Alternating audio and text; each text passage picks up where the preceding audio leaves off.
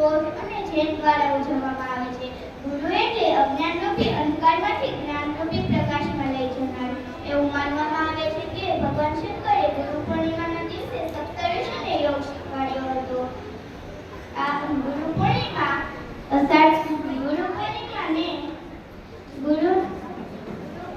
એટલે ગુરુ અને શિષ્યનો સંબંધ. આ તહેવાર ગુરુ અને શિષ્યનો છે.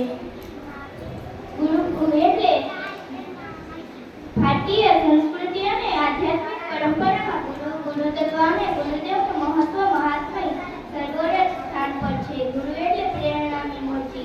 સદગુરુ શિષ્યના જીવનને દિશા આપે છે, જ્ઞાન આપે તે જ ગુરુ નથી. વાસ્તવમાં કોઈ પણ કળા, કારીગરી, સંગીત, ખેલ જેવા અનેક ક્ષેત્રોમાં માર્ગદર્શન આપનાર ગુરુ જ છે.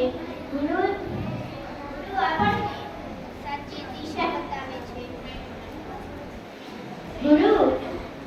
આ પર્વ નિમિત્તે દરેક શિષ્ય પોતાના ગુરુને નમન કરી આશીર્વાદ મેળવે છે. ગુરુ પૂર્ણિમાના દિવસે ગુરુની પૂજા કરવામાં આવે છે. ઈશ્વર અને માતા પિતાની જેમ જ ગુરુનું સ્થાન પણ ઊંચું અને પૂજનીય હોય છે. શાસ્ત્રોમાં ગુરુનો અર્થ અંધકાર થાય છે તથા રૂ એટલે તેમાંથી બહાર લાવનાર, એટલે કે ગુરુનો અર્થ અંધકારમાંથી બહાર લાવનાર થાય છે. ગુરુ વિના જ્ઞાન નહીં, જ્ઞાન વિના કોઈ મહાન નહીં.